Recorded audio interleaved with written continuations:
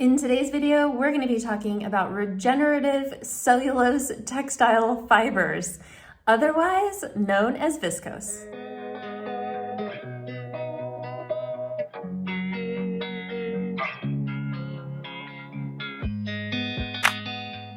Hey everyone, welcome back to my channel, or welcome if you're new here. I'm Christine, founder of Sewing in the City. I love making content about fashion sewing here on YouTube, and you can also find me over on Instagram.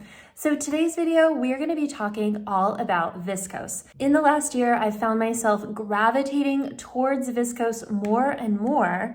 And I wanted to do a little bit more research into exactly what is this fiber and why do I like it so much?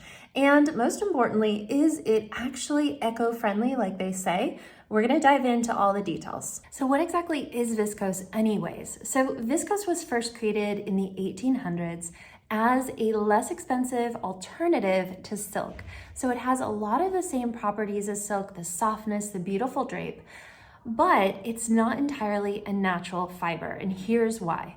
So on the spectrum of natural fibers like cotton, silk, linen, all the way to the other spectrum of man-made fabrics like our polyester, spandex, elastin, these synthetic fibers, viscose actually falls right in the middle. So it's a byproduct of natural fibers. So they take the wood pulp fibers from beechwood, from pine, from eucalyptus, and even bamboo, and they take that pulp and it goes through a chemical process in order to make it into fabric. So it is chemically transformed into fabric, but it starts as a natural fiber. So that's why viscose is really kind of in the middle, made from a natural fiber, but heavily chemically processed in order to make it into fabric. That's why the technical description is regenerated cellulose textile fibers. So most commonly, you'll see viscose made from wood or also bamboo. There's two types of viscose that I find I'm picking up and seeing everywhere. And that is Viscose Jersey, like I'm wearing. I also have this one. This Viscose Jersey is obviously a stretch, a really lightweight fabric. Look at how lovely and drapey this is. This is someday going to be a t-shirt. You can see this one actually has just a bit of a rib to it. And you may have seen me show you this t-shirt before. This is actually a viscose jersey as well, and super soft.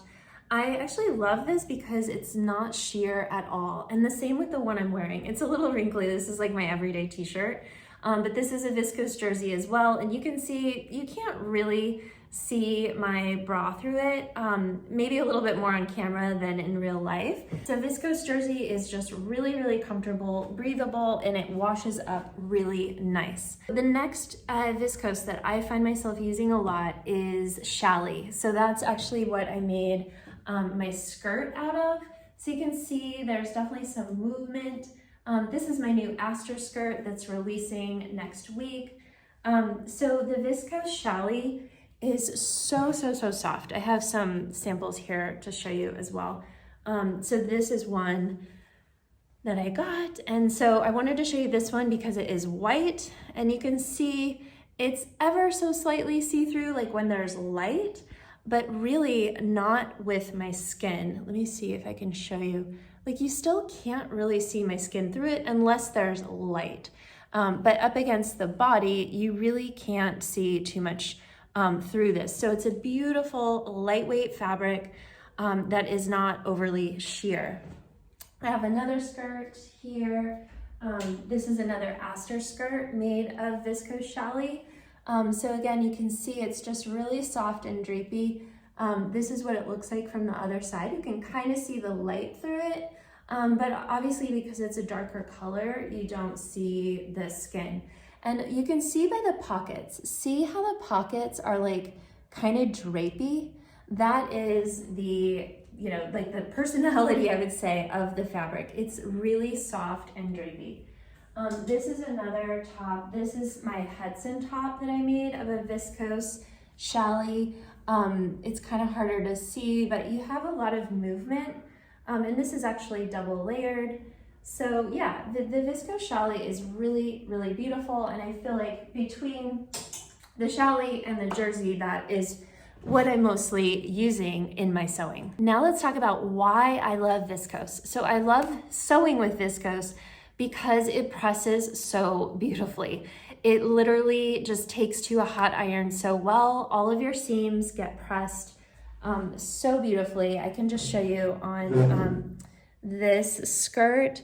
I mean, it's so easy to get like even hems, and just really, really performs so nicely with not only sewing, but mostly pressing. Like I love pressing viscose because it just responds so well. Sewing is also quite nice. So I think viscose would be a great option, Viscose Challis, for a beginner sewist. If you have been maybe sewing cottons and you're ready to get into something a little bit more challenging, I think viscose is a great first silky fabric to explore.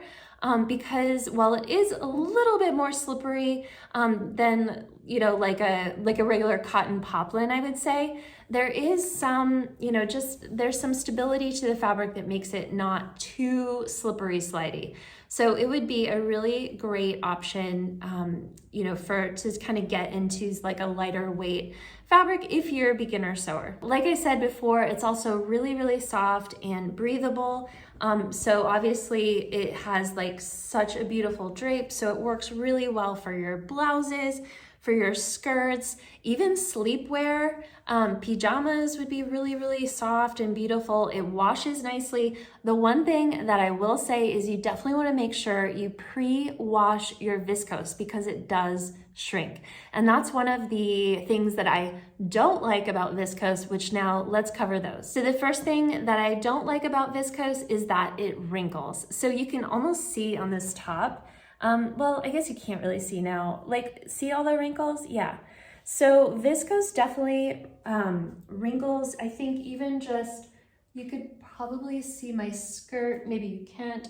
It's really wrinkly. Like, I just made this skirt yesterday, so this is the first time I'm actually wearing it.